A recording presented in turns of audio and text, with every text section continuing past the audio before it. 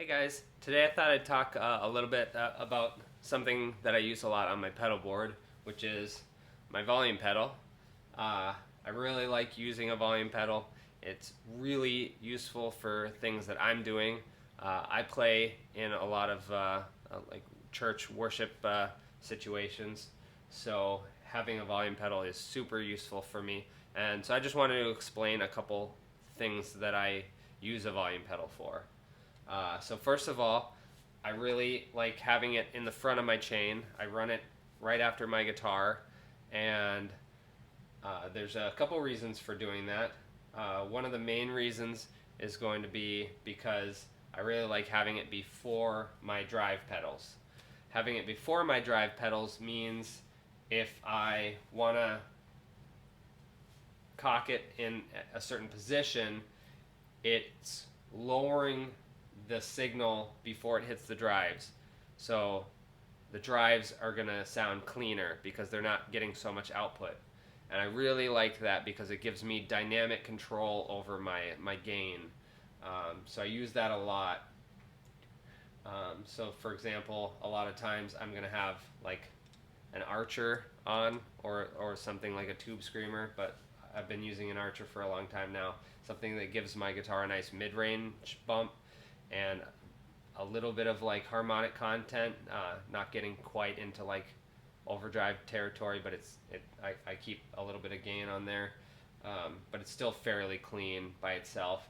And then I'm going to stack it with something else like a Morning Glory, and so having those two together, that's going to give me some breakup, and especially if I dig in them and I play harder, it's going to definitely give me some overdrive, some breakup, which I really like. And so for cleaner parts, then I can still have those two drives on, and then I can cock the volume with a little bit back, so it'll clean up the signal a little bit. It'll clean up some of that overdrive that you're hearing.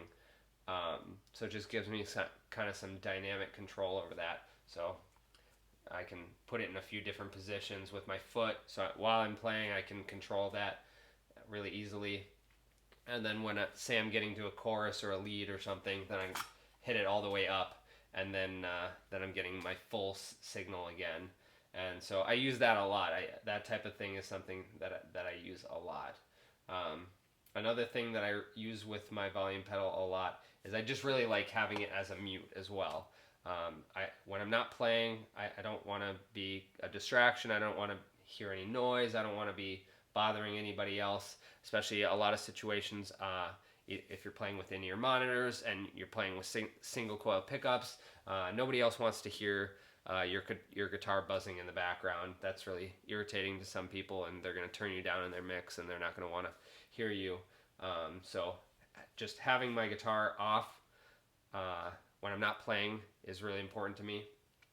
And also just also with the 60 cycle thing, just having it cocked in a certain position rolls off a little bit of your output, and you'll definitely hear a decrease in the amount of 60 cycle hum that your guitar is making if you're in a single coil pickup situation. So that's really handy. So I'm heel down when I'm not playing, and that way too I can switch pedals too. I run my tuner after my drives, so I can switch between my drives silently. Here you can kind of hear.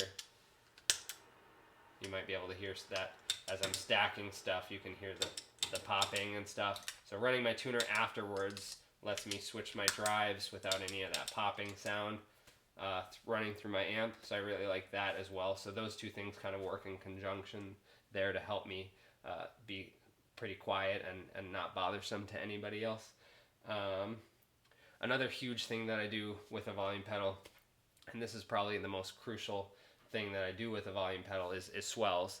A lot of times, whether I'm playing with a synth player or not, sometimes I really like to be able to create kind of like ambient pads.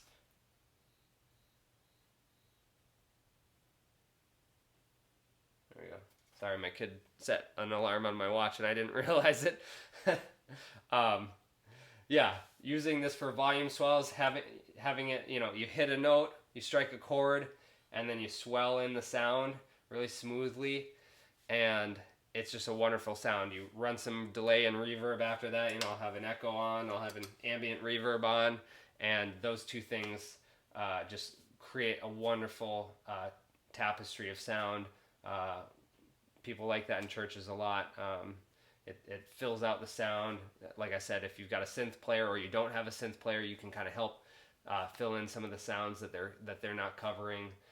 So doing swells is something that I do a lot on verses, on intros, sometimes even on choruses. But being able to swell in the sound is something that I really like. It takes away the initial attack of the guitar and creates like kind of a textural sound.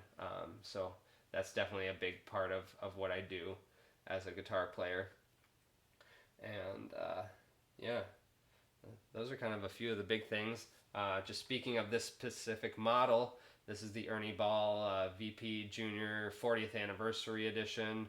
I had a VP Junior, one of the silver ones, for years, and it worked great. I didn't have any problems with it. Eventually, the string did go out on mine, and I bought the kit, and it was kind of a hassle, but I swapped out the string inside here, and then it was back and running again. It is a pot, so sometimes it does get crackly, so you just work it a little bit and you'll work out those crackles, or you can spray some cleaner in there if you want to. But I switched to this 40th anniversary model a couple years ago, and a big upgrade on this is it doesn't have a string anymore. It's got a like a Kevlar rope or whatever they call it, but apparently it's not supposed to break ever. But these work great. I think they're really affordable. They work really good. I like how sturdy they feel, and it's really easy to put it in a position and leave it. Some volume pedals, I've even used more expensive ones, like I won't call anybody out, but certain ones they don't want to stay in position as well. They're not designed the same way, so sometimes they fall down, or they just want to be in the up position. So I really like this one that I can just put it in a position and just leave it. Another important thing is I never use the tuner out. It's a passive volume pedal, so you're running a mono signal in, and then you have a stereo. Essentially what it is a stereo signal out. So if you're running the tuner out and your line out, you are going to be splitting output, so you will notice a loss in high fidelity. You'll notice a loss in output, and that's something that I don't want. I know some people use the tuner out, and it works for them maybe, but I want to keep my signal fairly pristine. I realize I'm running through a bunch of pedals. I got true bypass and some buffered pedals in here, and so it's definitely a different signal than what's hitting the amp if I were to just plug in directly. But what hits the signal is a nice clear sound with plenty of highs, so I'm not losing output. So yeah, it's important. I'm just running input, output. What else to say about it? Yeah, it's a great volume pedal. Maybe someday I'll get a more expensive one. There's a couple I have my eye on that look really nice, but this does everything I need for it to do, and they're easy to find, and they're fairly affordable. So yeah, that's about everything I have to say about a volume pedal, I think. If you have any questions or anything I didn't cover, feel free to ask in the comments. Yeah, it's great. I've always had a volume pedal at the front. I know some people run it after their drives, and that works for other people. It's not what I've been used to, what I like, so I love having it before the drives so that I can clean up the drives and do some different things like that. So yeah, thank you guys so much.